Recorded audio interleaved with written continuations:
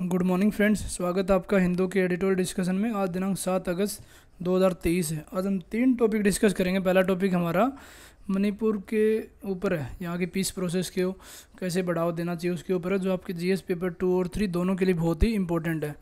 Second topic हमारा bureaucracy को as a prosecutor और जज दोनों बताया गया है, तो ये हमारे जन विश्वास एक्ट से रिलेटेड, ये भी जीएस पेपर 2 के लिए काफ़ी इंपॉर्टेंट है।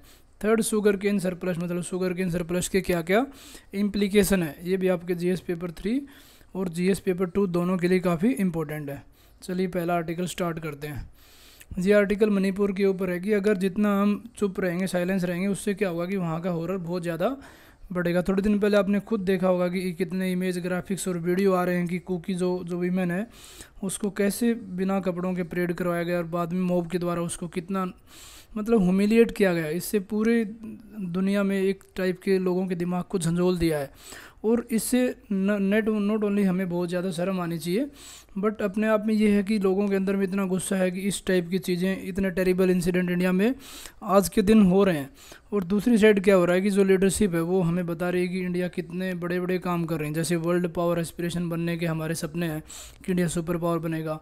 हम G20 की प्रेसिडेंसी कर रहे हैं, जिसमें खुद ही दिखा रहे हैं कि इंडिया बहुत ही बड़ी ग्रोइंग इकोनॉमी है। तो बार बार अब ये भी देखो कि पॉलिटिशियन के द्वारा याद दिलाया जाता है कि जो सेक्सुअल वायलेंस के केसेस हैं ये तो बहुत ज़्यादा हो रहे हैं। तो इसका मतलब क्या है कि क्या ये एक्सेप्टेबल है? मतलब कुछ भी नहीं हो सकता। मतलब क्वेश्चन करना चाहिए लोगों को कि क्या ये चीज़ें हम एक्सेप्ट करें या मतलब क्यों हो रहा है ये सब। अब नॉर्मली इस इंसिडेंट के ऊपर देखो, लोगों ने बहुत ज़्यादा प्रोटेस्ट जाहिर किए, अपने कंसर्न जाहिर किए हैं। गोवा से गुवाहाटी, दिल्ली से शिलोंग, मतलब काफ़ी जगह पे हैं कि लोगों ने जस्टिस डिमांड किया है। काफ़ी प्ले कार्ड हैं, कैंडल्स लिए हुए हैं, उसके ऊपर गाने हैं, काफ़ी थिएटर्स में भी चीज़ें दिखाई जा रही हैं कि इसके ऊपर आवाज़ उठानी चाहिए, ऐसे इंसिडेंट नहीं होने चाहिए। और हमें कभी ना कभी तो इस दिन को ओवरकम करना ही पड़ेगा, क्योंकि कितना इंतज़ार करोगे तो वायलेंस और बढ़ेगा। यहाँ पे अमेरिकन सिविल राइट मूवमेंट का एग्जांपल दिया है कि जब उन्होंने रेशल इक्वलिटी के लिए कितना ज़्यादा उस टाइम पे अब्राहम लिंकन, जो वहाँ पे प्रेसिडेंट थे अब्राहम लिंकन, उन्होंने कितनी ज़्यादा उसको सपोर्ट की थी। तो वही एक मूवमेंट की ज़रूरत आज के दिन इंडिया में है। अब यहाँ पे देखो कि जो पीस को रिस्टोर करने के लिए अगर जितने चुप रहोगे, मतलब अगर स्मॉल जेस्चर भी नहीं दोगे, तो उससे क्या होगा कि नुकसान और हॉरर बहुत ज़्यादा बढ़ जाएगा। अब रिकन्सिलेशन के लिए क्या करना चाहिए, यहाँ पे बहुत अच्छा एग्जांपल दिया है। एक फोरम है, फोरम फॉर नागा रिकन्सिलिएशन, जो कि चुमकेडिमा एक जगह है वहाँ पे दीमापुर और नागालैंड में। उन्होंने मीतीज और कुकी, जो मेनली इन्हीं कम्युनिटीज़ के बीच में जो वायलेंस हो रहा है मणिपुर में, उन दोनों को ओपन फील्ड में साथ में लाया और वहाँ पे लोगों को जोड़ा है कि आप पीस के लिए लोगों से रिक्वेस्ट करें। तो ये एक साइड में देखने में तो लगता है कि सिंबॉलिक है, बट ये है कि हमें इसको और थोड़ा डीपली समझना पड़ेगा। और ये सिंबॉलिक चीज़ें ही आगे जाके अपने आप में एक पीस प्रोसेस के लिए काम करती हैं। जो forum of the Naga reconciliation है, उसने पीस और रिकन्सिलिएशन के लिए बहुत दिनों से काम कर रहा है, और साथ में नागा की सिविल सोसाइटी को भी ला रहा है। क्योंकि अल्टीमेटली क्या होगा कि दोनों में पीस और म्यूचुअल रिस्पेक्ट आएगा। क्योंकि अभी तक वहाँ कम्युनिटीज़ के नाम पे या बाकी रिलीजन के नाम पे, इथनिसिटी के नाम पे, टेररिज्म के नाम पे इतने ज़्यादा डिवाइडेड फैक्शन है कि उनको पीस में लाने में जो FNR है, फोरम फॉर नागा रिकन्सिलिएशन, बहुत ही अच्छा काम कर रही है। क्योंकि वहाँ पे कितने फ्रेट्रिसाइडल, मतलब एक दूसरे को आपस में मारने के केस हो रहे हैं, कितनी ज़्यादा लड़ाइयाँ हो रही हैं, सिक्योरिटी फोर्सेस के साथ अलग से हो रही हैं, आपस में अलग से हो रही हैं। तो उसमें यही है कि ये जो चीज़ें हो रही हैं, क्या सारी ये तो ऐसा है नहीं कि सिर्फ बॉर्डरिंग एरिया के कारण हो रही हैं या कुकीज़ और मीतीज़ में हो रही हैं। क्योंकि अल्टीमेटली जो पॉलिटिकल लीडर्स हैं उनको इनकी सिक्योरिटी ऑल्दो इन्होंने इंश्योर की है, बट वो प्रैक्टिकली इम्प्लीमेंट करने की ज़रूरत है। अब ये है कि जिसका जो रेजोल्यूशन, मतलब इसका जो समाधान है वो कैसे होगा। जितने भी की प्लेयर्स हैं, वहाँ की सिविल सोसाइटी है, लोग हैं, कम्युनिटीज़ हैं, बॉर्डरिंग स्टेट हैं, उन सबको साथ में आना पड़ेगा, तभी ये इस चीज़ का समाधान हो सकता है। काफ़ी वहाँ पे कुछ सेटबैक भी दिखाएं कि जो मिज़ोरम में मीती हैं, उनमें काफ़ी लोग थे जिनको वार्निंग दी गई कि आप यहाँ से छोड़ के चले जाओ, नहीं तो आपको यहाँ पे कोई नुकसान पहुँचा दिया जाएगा, जिसके कारण काफ़ी लोग वहाँ से फ्लड भी हुए हैं। और स्टेट गवर्नमेंट ने ऑल्दो कहा कि जिस ग्रुप ने इस टाइप की धमकी दी है वो वापस ले ली है, बट जो नुकसान होना था, लोग जितने वहाँ से माइग्रेट होने थे, भागने थे, अपने घर से बेघर हो गए, वो नुकसान तो हो ही गया। क्योंकि ये काफ़ी बहुत ज़्यादा सेंसिटिव रीजन है, जहाँ पे जो इथनिक फॉल्ट लाइन है लोगों में, वो इतने डीप है कि उसके कारण बहुत ज़्यादा डिस्ट्रेस्ट और अनरेस्ट हो चुका है, और उसी के कारण चीज़ें बहुत ज़्यादा बढ़ती जा रही हैं। अब मतलब कोई चीज़ को चिंगारी देने के लिए बहुत ही कम टाइम लगता है। अब मिज़ोरम गवर्नमेंट ने खुद बताया कि जो 12,000 लोग हैं, वो जो कुकी और जोमी ट्राइब से बिलोंग करते हैं, वो तो दूसरी जगह चले गए हैं अपना स्टेट छोड़ के, और दूसरी जगह उनको सेटल मिलना ही बहुत मुश्किल हो रहा है। एक छोटा सा स्टेट है जो कि इतनी ज़्यादा चीज़ों से फेस कर रहा है। अब आप देखो कि बगल में जो म्यांमार में रोहिंग्या कम्युनिटीज़ के ऊपर कितना ज़्यादा वायलेंस हो रहा है, तो वो भी वहाँ पे माइग्रेट होके अपने इंडिया में आ रहे हैं, स्पेशली इन स्टेट में। तो चिन कम्युनिटी है वो यहाँ पे बहुत ज़्यादा हो गया, क्योंकि म्यांमार में बहुत ज़्यादा मिलिट्री क्रैकडाउन हो रहा है और इंसर्जेंट ग्रुप आपस में फाइट कर रहे हैं। यहाँ पे इतनी का आपस में फाइट कर रहे हैं, म्यांमार आर्मी फाइट कर रही थी, जिसके कारण सारी दिक्कतें मणिपुर में हो रही हैं। अब बात आती है कि अकाउंटेबिलिटी मतलब रिस्पॉन्सिबिलिटी कौन लेगा, क्योंकि अभी मेन तो ये है कि जो इस टाइप के सेक्सुअल वायलेंस के केस हो रहे हैं उसमें किसी न किसी को तो अकाउंटेबिलिटी लेनी पड़ेगी। और अभी क्या हो रहा है कि सिर्फ एक वीडियो नहीं, काफ़ी वीमेन ने भी बहुत ज़्यादा अपनी साहसता दिखाई है, रिपोर्टर्स को बताया कि बहुत ज़्यादा वायलेंस हो रहे हैं। अब जो चीफ मिनिस्टर की स्टेटमेंट है वो काफ़ी देखना आपको एम्बिग्यूटी नज़र आएगी। उन्होंने अभी बताया कि ऑल्दो उनका वहाँ पे मिती कम्युनिटी के ऊपर होल्ड है, बट उन्होंने खुद कहा कि जो हॉरिफिक वीडियो है, जो वीडियो भी रिलीज़ हुआ था वीमेन का जिसको परेड करवाया गया, पीटा गया, उसने बोला कि उसने सिर्फ लास्ट वीक देखी है। लेकिन जब वो टेलीविज़न पे अपना इंटरव्यू दे रहे थे उस टाइम पे उन्होंने खुद बोल दिया कि आप ग्राउंड रियलिटी देखो, ऐसे केस तो बहुत ज़्यादा हो रखे हैं और इसी कारण हमने इंटरनेट बंद कर रखा है। मतलब एक साइड में तो वो कह रहे हैं कि ऐसे केस बहुत ज़्यादा हैं, ये तो सिर्फ वन है, दूसरी साइड कह रहे हैं कि उन्होंने वीडियो पहली बार देखा। तो यहाँ पे एक पॉलिटिकल लीडर की जो रिस्पॉन्सिबिलिटी अकाउंटेबिलिटी पूरी तरह से इंश्योर नहीं हो पा रही। तो वही है कि उसी सेम इंटरव्यू में उसने बताया कि बहुत सारे लोग मारे गए हैं, काफ़ी एफआईआर भी की गई हैं। तो यहाँ पे वही है कि क्लैरिफिकेशन नहीं आ पा रहा कि आप कौन से केस की बात कर रहे हो, सेक्सुअल वायलेंस के केस की बात कर रहे हो या बाकी आपस में इतनी क्लिनसिंग जो हो रही है, आपस में इतनी क्लैशेज हो रहे हैं उसकी बात कर रहे हो। मतलब एफआईआर किस पे हो रही है, एफआईआर किसके ऊपर, मतलब डेथ के ऊपर, लूटिंग के ऊपर, इंटिमिडेशन, मतलब किन चीज़ों पर एफआईआर हो रही है। अब जुडिशल कमीशन है, थोड़े दिन पहले चीफ जस्टिस ऑफ इंडिया ने जुडिशरी में स्टेटमेंट दी थी कि अगर गवर्नमेंट कुछ नहीं लेगी तो हम स्टेप लेने वाले हैं। ऑल्दो उन्होंने अनाउंसमेंट कर दिया है कि अकाउंटेबिलिटी फिक्स की जाए, लेकिन अभी उसको इम्प्लीमेंटेशन में टाइम लगेगा। और जो सेक्सुअल अब्यूज़ के जितने भी केस हो रहे हैं ये अपने आप में दिखा रहे हैं कि जो एडमिनिस्ट्रेशन है वो लॉ एंड ऑर्डर को अपहोल्ड करने, मतलब उसको मेंटेन करने में पूरी तरह से सक्षम नहीं रहा, क्योंकि वल्नरेबल लोग हैं उनको प्रोटेक्ट करने की बहुत ज़्यादा ज़रूरत है। यहाँ पे एडमिनिस्ट्रेशन की ड्यूटी साफ साफ नज़र आती है। अब और कुछ क्वेश्चन यहाँ पे उठ के आते हैं। पहले राइटर क्वेश्चन पूछता है कि जो ऑफिसर वहाँ पे ड्यूटी पे थे इंसिडेंट के टाइम पे उन्होंने क्या किया, मतलब उनका कोई तो एक्शन होना चाहिए ना, क्योंकि जब भी कोई इस टाइप की चीज़ होती है उनके पास कॉल्स आती हैं, मैसेज आते हैं, वायरलेस आती हैं, जो भी किसी न किसी तरीके से कोई ना कोई खबर तो आती है।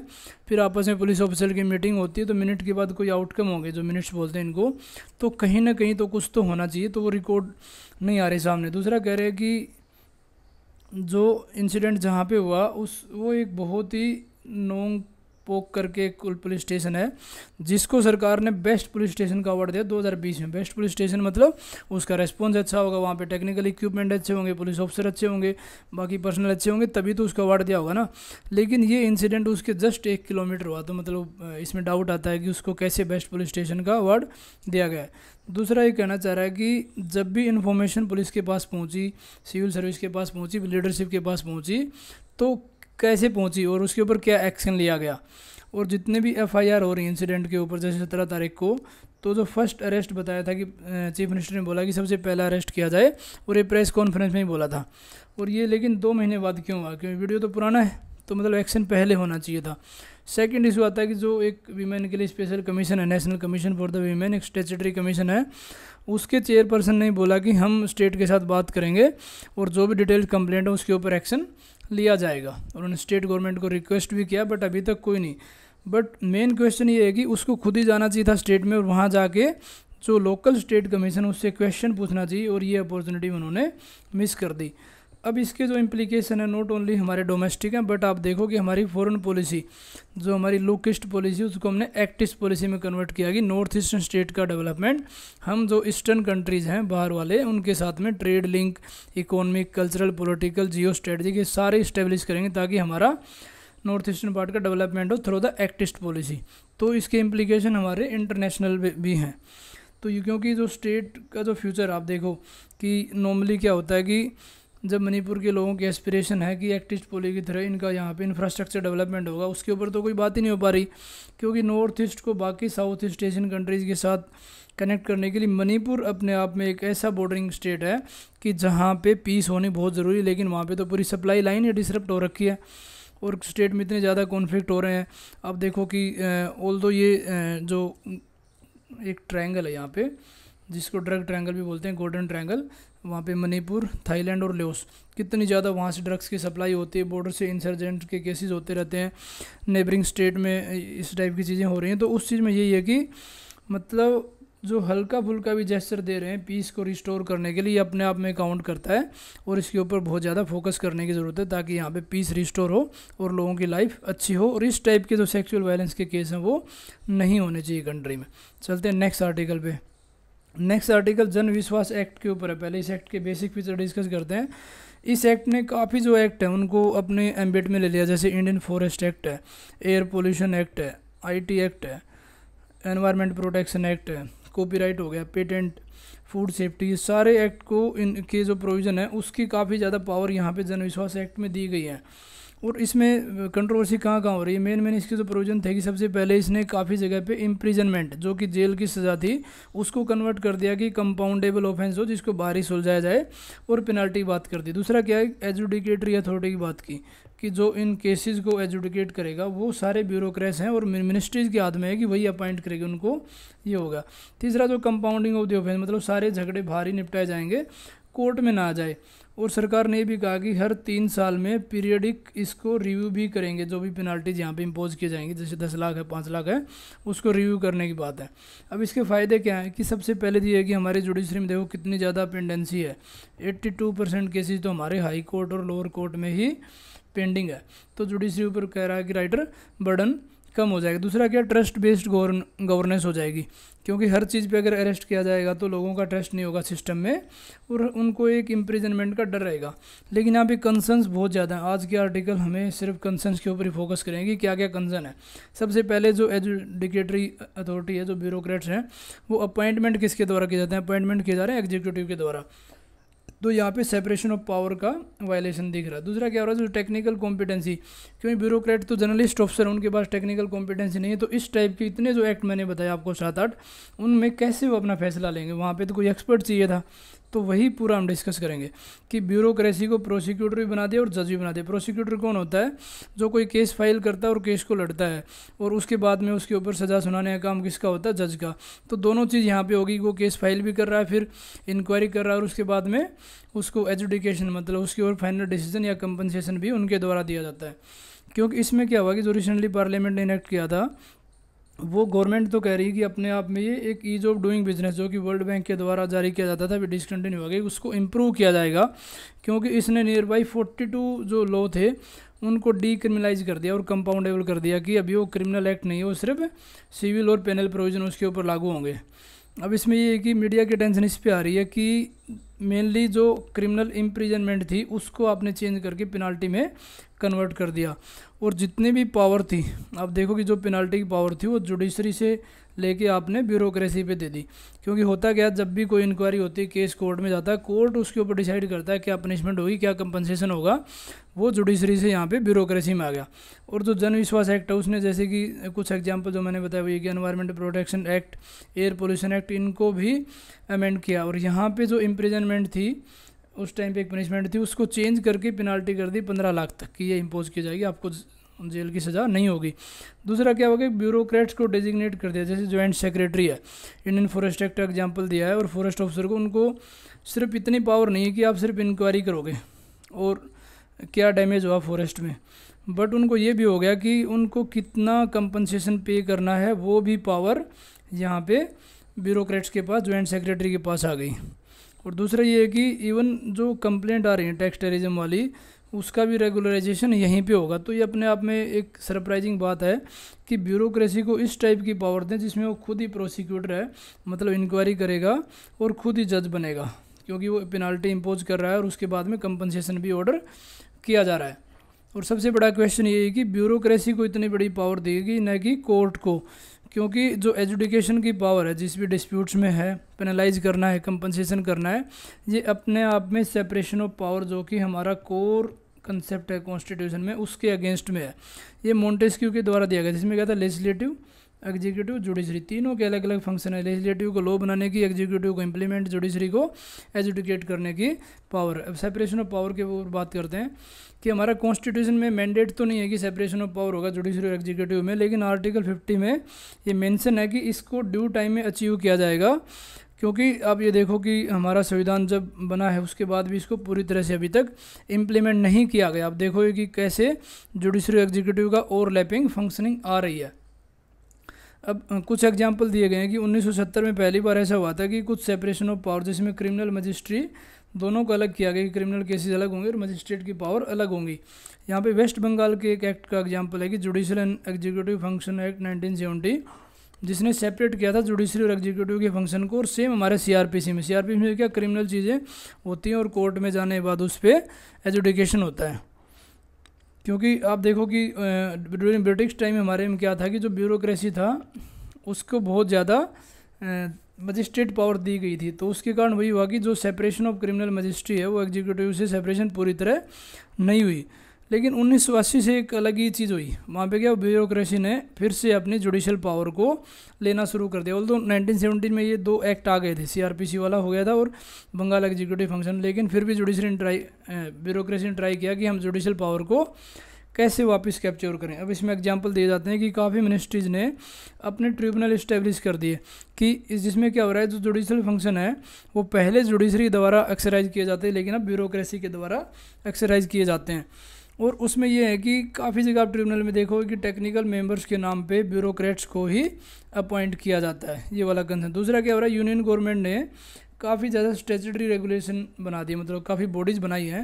एग्जांपल है जैसे सेबी है, security and exchange board of India, ये क्वासी जुडिशियल बॉडी है, तो यहाँ पे ब्यूरोक्रेट्स ही अपॉइंट किए जाते हैं। दूसरा कंपटीशन कमीशन ऑफ इंडिया, देखो कितने पेनाल्टी, कितने कंपनसेशन ये करती है। तो वही हुआ कि ये सारे जो रेगुलेटर्स हैं ये किसके द्वारा हेड है, ऑब्वियसली ब्यूरोक्रेट्स के द्वारा हेड है, तो ब्यूरोक्रेट्स को यहाँ पर पूरी जुडिशरी की पावर आ गई। एक और एग्जाम्पल दिया कि यूनियन गवर्नमेंट ने एजुडिकेटरी ऑफिसर हैं, जो कि जितने भी जैसे prevention of money laundering act, इसके ऊपर बहुत ज़्यादा डिस्प्यूट चल रहा है कि इसमें तो इवन जो ECIR है, इन्फॉर्मेशन रिपोर्ट है, वो भी इंडिविजुअल को नहीं दी जाती।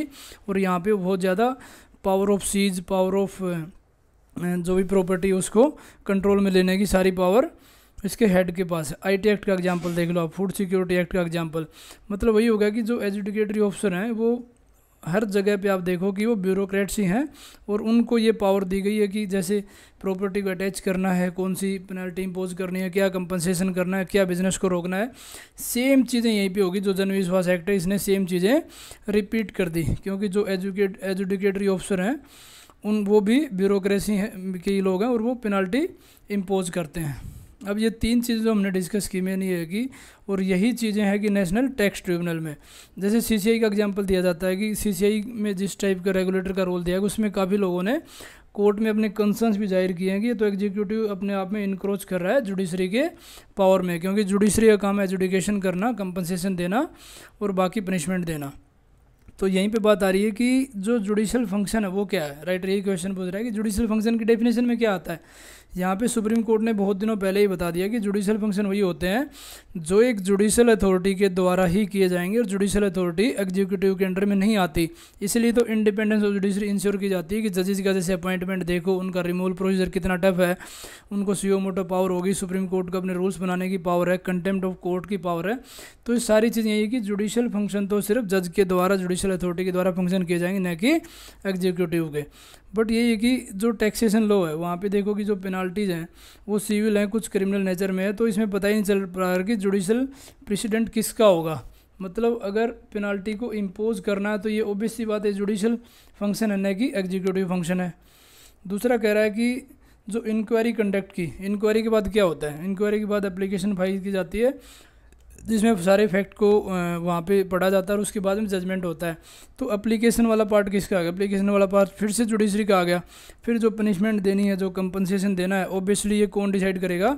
ये जुडिशरी करेगी और ये जुडिशल फंक्शन है। तो यहाँ पे राइटर कह रहा है कि गवर्नमेंट को के ऊपर ही बर्डन ऑफ प्रूफ होना चाहिए। जब भी कोई इस टाइप का केस फाइल किया जाएगा उसमें इंडिपेंडेंट जज को रिप्लाई दिया जाएगा और वही उसकी फेयर ट्रायल करेगा, जो कि पेनाल्टी इम्पोज करनी है, क्या पनिशमेंट देनी, न कि आपका एजुडिकेटरी ऑफिसर जो आपने अपॉइंटमेंट किया है। क्योंकि गवर्नमेंट खुद ही प्रोसिक्यूटर और जज नहीं हो सकती। अगर गवर्नमेंट होगी तो फिर हमारा जो रूल ऑफ लॉ है, जहाँ पे आर्टिकल 50 का एग्जाम्पल हो या बाकी जुडिशरी की इंडिपेंडेंस का एग्जाम्पल हो, सेपरेशन ऑफ पावर की बात करो, तो रूल ऑफ लॉ वहाँ पे इस्टेब्लिश नहीं हो रहा। जनविश्वास एक्ट की और बात करते हैं कि जो ब्यूरोक्रेट्स हैं वो अगर लॉ को इन्फोर्स करेंगे, जिसमें इंक्वायरी हो गया, इम्पोजिशन ऑफ द पेनाल्टी हो गया, तो अपने आप में कॉन्स्टिट्यूशन के ऊपर ये क्वेश्चन उठता है। तो हमें मतलब लार्जर क्वेश्चन ये है कि जो रिपब्लिक ऑफ इंडिया है, जहाँ पे रूल ऑफ लॉ की बात करते हैं, जहाँ पे हेड ऑफ स्टेट अलग है, हेड ऑफ गवर्नमेंट अलग है, जुडिशरी अलग है, एग्जीक्यूटिव अलग है, सेपरेशन ऑफ पावर है, वो राइटर कह रहा है कि अपने आप में बैकसीट ले रहा है। और ये कॉन्स्टेंट एफर्ट है ब्यूरोक्रेसी के द्वारा कि वो जुडिशल पावर में इंक्रोच किए जा रहे हैं और जिसके कारण उनका और मिनिस्टर्स का नेक्सस है, जिसके कारण बहुत ज़्यादा दिक्कतें आ सकती हैं। तो ये पूरा आर्टिकल हमने डिस्कस किया। नेक्स्ट आर्टिकल डिस्कस करते हैं शुगर के सरप्लस से रिलेटेड, जो कि आपके जीएस पेपर 3 के लिए बहुत ज़्यादा इंपॉर्टेंट है। इसमें कुछ क्वेश्चन पूछे जाते हैं कि जो शुगर केन फार्मर्स हैं, एक्सेस शुगर प्रोडक्शन के कारण क्या फार्मर्स के ऊपर इम्पैक्ट होगा। दूसरा क्या होगा कि इंडिया के एग्रीकल्चर सेक्टर में शुगर के कारण जितनी दिक्कतें हो रही हैं, क्या क्या मेजर्स सरकार के द्वारा लिए जा रहे हैं। फिर बात करेंगे जो एक्सेसिव शुगर केन सब्सिडी दी जाती है या कोई भी कंपनसेशन दिया जाता है, उससे ग्लोबल शुगर मार्केट पे क्या फ़र्क पड़ रहा है, और जो शुगर केन के और कल्टीवेशन से क्या क्या दिक्कतें आ रही हैं, इसी के ऊपर राइटर ने पूरा लिखा है। अब इसमें थोड़ा बैकग्राउंड में जाते हैं कि इंडिया शुगर का टॉप प्रोड्यूसर बन गया था 2021-22 में, और सब उससे पहले कौन था? ब्राज़ील। उस टाइम पे हमारे 359 लाख टन की हमने शुगर की प्रोडक्शन की। ऑल्दो एक तरफ ये बहुत अच्छी खबर है, लेकिन ये है कि जब शुगर की प्रोडक्शन ज़्यादा होगी तो जितने रिसोर्स हैं, फॉर एग्जांपल शुगर एक वाटर गजलिंग क्रॉप्स है, वाटर इंटेंसिव क्रॉप है, जहाँ पे पानी बहुत ज़्यादा इस्तेमाल होता है, फर्टिलाइज़र पेस्टिसाइड बहुत ज़्यादा इस्तेमाल होते हैं, ठीक है, ग्राउंड वाटर के ऊपर बहुत ज़्यादा। तो वो जो क्राइसिस आ रहे हैं क्योंकि रिसोर्सेज का एक्सप्लोटेशन ज़्यादा होगा, वो अपने आप में एक सोचने की बात है। क्योंकि जब भी शुगर केन का कल्टीवेशन होता है तो उसका क्या होगा इम्प्लीकेशन, देखो शुगर सरप्लस होगी क्या होगी, अपने कंट्री में कंजप्शन ज़्यादा होगी, एक्सपोर्ट ज़्यादा होगी, और उससे जो ग्राउंड वाटर है ऑब्वियस सी बात है उसके ऊपर बहुत ही नेगेटिव फ़र्क पड़ता है। तो अब जो एग्रीकल्चर में कोलैप्स हो रहे हैं, मतलब नुकसान हो रहा है, उसको प्रिवेंट करने के लिए क्या स्टेप लेने चाहिए। क्योंकि जो शुगर इंडस्ट्री है वो तो ग्रो हो रही है, लेकिन ग्राउंड वाटर के ओवर यूज़ का रिस्क बढ़ता जा रहा है। अब क्वेश्चन उठता है कि ये शुगर का एक्सेस प्रोडक्शन हो ही क्यों रहा है, इसके पीछे क्या कारण है वो समझते हैं। क्योंकि एक तो ये है कि इंडिया शुगर केन का लार्जेस्ट कंज्यूमर है, ठीक है, तो कंज्यूमर है तो ऑब्वियस सी बात है डोमेस्टिक डिमांड बहुत ज़्यादा डिमांड है, तो शुगर की प्रोडक्शन ज़्यादा है। दूसरा कारण क्या है कि सरकार की जो पॉलिसीज़ हैं, जो कि आप देख सकते हो कि शुगर केन को कितनी सब्सिडी दी जाती है। सेंट्रल गवर्नमेंट एक फेयर एंड रेम्यूनरेटिव प्राइस, जो कि एमएसपी होती है बाकी क्रॉप्स के लिए, इसके लिए एफआरपी है, वो दी जाती है। उसके अलावा इसमें क्या होता है कि जो शुगर मिल है उनको टाइमली फार्मर्स को इतनी पेमेंट देनी है ताकि उनको उनका फेयर प्रॉफिट मिल जाए। काफ़ी स्टेट गवर्नमेंट ने तो बहुत ज़्यादा सब्सिडी दी, जैसे इलेक्ट्रिकल सब्सिडी का एग्जांपल हो पंजाब में, वाटर सब्सिडी का हो गया, काफ़ी फर्टिलाइज़र सस्ते रेट पे मिलते हैं, तो उसके कारण शुगर केन का प्रोडक्शन ज़्यादा होता है। और ये हो क्यों रहा है, अल्टीमेटली आप देखो कि जो पॉपुलिस्ट पॉलिसी हैं, फार्मर्स के वोट लेने हैं, उसके कारण ये रूरल एरिया में बहुत ज़्यादा इस चीज़ को बढ़ावा दिया जा रहा है। इसके कारण क्या हो रहा है कि जो शुगर केन सरप्लस के कारण हमारा एक्सपोर्ट बहुत ज़्यादा बढ़ गया, ये एक अच्छी बात थी। बट ये है कि जो ब्राज़ील, ऑस्ट्रेलिया, ग्वाटेमाला, इन्होंने WTO वर्ल्ड ट्रेड ऑर्गेनाइजेशन में क्या होता है कि वहाँ पे अगर कोई भी ट्रेड का वायलेशन होता है तो बाकी कंट्री सूट फाइल कर सकती है। उन्होंने बताया कि एक्सेस सब्सिडीज़ के कारण और फार्मर्स को डोमेस्टिक सपोर्ट के कारण ये ग्लोबल शुगर मार्केट को डिस्टोर्ट किया जा रहा है इंडिया के द्वारा, ये इंटरनेशनल रूल्स को वायलेट कर रहा है, और इसमें इंडिया केस हार भी गया। ये बहुत ही दुख की बात है। अब ये है कि इंडिया ने क्या एफर्ट लिए इस इशू को एड्रेस करने के लिए। कुछ एक आप देखो कि जो शुगर सरप्लस हो रही थी तो गवर्नमेंट ने क्या किया कि सबसे पहले production of the ethanol, ethanol की प्रोडक्शन बढ़ाई ताकि यहाँ पे जो एक्सपोर्ट वाला था उसको डाइवर्ट किया जाए और इथेनॉल में शुगर का इस्तेमाल किया जाए। ये कैसे होती है, जो शुगर को फर्मेंट किया जाता है उसके बाद में इथेनॉल टाइप के फ्यूल में उसको यूज़ किया जाता है। इथेनॉल अपने आप में बहुत ही एक इंपॉर्टेंट चीज़ है जो अल्कोहल में एज ए इंग्रेडिएंट यूज़ होती है। उसके अलावा व्हीकल्स में होती है। इथेनॉल ब्लेंडिंग प्रोग्राम के बारे में आपने सुना होगा कि पेट्रोल में ब्लेंड किया जाए, उसके बाद में व्हीकल्स में इस्तेमाल होगा, जिससे एमिशन कम होंगे, कार्बन डाइऑक्साइड कम होगी, कार्बन मोनोऑक्साइड कम होगी। मतलब जितनी ज़्यादा ग्लोबल वार्मिंग बढ़ रही वो कंट्रोल की जा सकती है। और गवर्नमेंट ने जो लॉन्च किया था इथेनॉल ब्लेंडिंग प्रोग्राम, उसका एक और पर्पज़ था कि जो क्योंकि हमारी क्रूड ऑयल की इंपोर्ट बहुत ज़्यादा है, जैसे आप देखो कि कितना अरब कंट्री से, रशिया से हम लोग अपना तेल इंपोर्ट करते हैं, मोर देन 60% तो हमारा इंपोर्ट के ऊपर डिपेंडेंसी रहती है। और उससे क्या हुआ, ग्रीन हाउस गैस भी कम हो जाएगा और पेट्रोल बेस्ड व्हीकल इनसे बहुत ज़्यादा वो निकलता है, फ्यूम निकलता है पेट्रोल से, डीजल से, उसको कम किया जा सकता है। और इसमें गवर्नमेंट ने बहुत ज़्यादा सक्सेस भी ली। इनिशियल में हमारा टारगेट सिर्फ 5% था, उसको बढ़ा के हमने 20% कर दिया। और इवन अभी जीएसटी का टैक्स भी हमने कम कर दिया, 18% से 5% पे आ गया। तो आप देखो कि शुगर में जो 394 लाख टन प्रोडक्शन थी उसमें से 350 तो हमने डाइवर्ट कर दी कि इथेनॉल को प्रोड्यूस करेंगे। और ब्लेंडिंग रेट 10% हमने अपने टारगेट से पहले ही अचीव कर लिया। अब ये है कि जो एक्सेसिव शुगर केन कल्टीवेशन उसका ग्राउंड वाटर पे क्या फ़र्क पड़ रहा है, क्योंकि वो एड्रेस तो हमने क्या किया, जो WTO वाले इशू थे उसको हैंडल करने के लिए, हम ट्रेड का वायलेशन हो रहा है उसको कम करने के लिए बात आती है ग्राउंड वाटर की। कि जो इथेनॉल ब्लेंडिंग प्रोग्राम है ये तो हमने किस पे फोकस किया था, क्रूड ऑयल इंपोर्ट पे, शुगर के एक्सपोर्ट पे, ग्रीन हाउस गैस कम करने के लिए। लेकिन शुगर केन जो मैंने इनिशियल में बताया कि बहुत ही वाटर इंटेंसिव क्रॉप है। यहाँ पे एग्जांपल दिया जाता है कि शुगर केन जो जिस एरिया में होती है वहाँ पे कम से कम 3000 mm की रेनफॉल होनी चाहिए, लेकिन हो कितनी रही, वो 1000-1200 के ऊपर, क्योंकि इंडिया में agriculture mainly dependent on rain है। और रेन हमारे थोड़ी फ्लैक्चुएट होती है, साउथ वेस्ट मानसून होती है, नॉर्थ ईस्ट आती है और ये अपना वेस्टर्न डिस्टर्बेंस आता है, लेकिन रिसोर्सेज कम है। उसके कारण क्या हो रहा है, ग्राउंड वाटर के ऊपर प्रेशर बहुत ज़्यादा पड़ रहा है। एक और एग्जांपल है कि 100 kg शुगर अगर उगानी है तो उसमें 2 लाख लीटर ग्राउंड वाटर तो हमें इस्तेमाल करना ही पड़ेगा। और ये इतने स्टेट, जैसे एग्जांपल हो हरियाणा हो गया, पंजाब हो गया, महाराष्ट्र हो गया, खुद ही अपने आप में वाटर स्कार्स हैं, ड्रॉट पूर्ण एरिया। अगर वहाँ पर ज़्यादा शुगर होगी तो ऑब्वियस सी बात है ग्राउंड वाटर पर बहुत ज़्यादा फ़र्क पड़ेगा। अब इसका समाधान क्या है, समाधान ये है कि जो एनवायरनमेंट के इम्प्लीकेशन होते हैं एक्सेस शुगर प्रोडक्शन के, वो अपने आप में साफ, आप देखो कि कितनी ज़्यादा फ्लड आ रही हैं, ड्रॉट्स आ रही हैं, ग्लोबल वार्मिंग बढ़ रही है, और एग्रीकल्चर के ऊपर किस किस टाइप के अटैक्स हो रहे हैं, मतलब ये चीज़ें आपको क्लियरली विजिबल हैं। तो ऑल्दो हमारे एक्सपोर्ट से फाइनेंशियल फ़ायदा होता है, लेकिन एनवायरनमेंट के इम्प्लीकेशन को, ग्रीन जीडीपी को यहाँ पे सोचने की ज़रूरत है। क्योंकि इतना ज़्यादा पैसा खर्च किया जाता है, हमें ज़्यादा फोकस करना चाहिए सस्टेनेबल वे पे, ताकि करेक्ट इंसेंटिव दिए जाएं और क्रॉप्स के सरप्लस पे रोक लगाई जाए।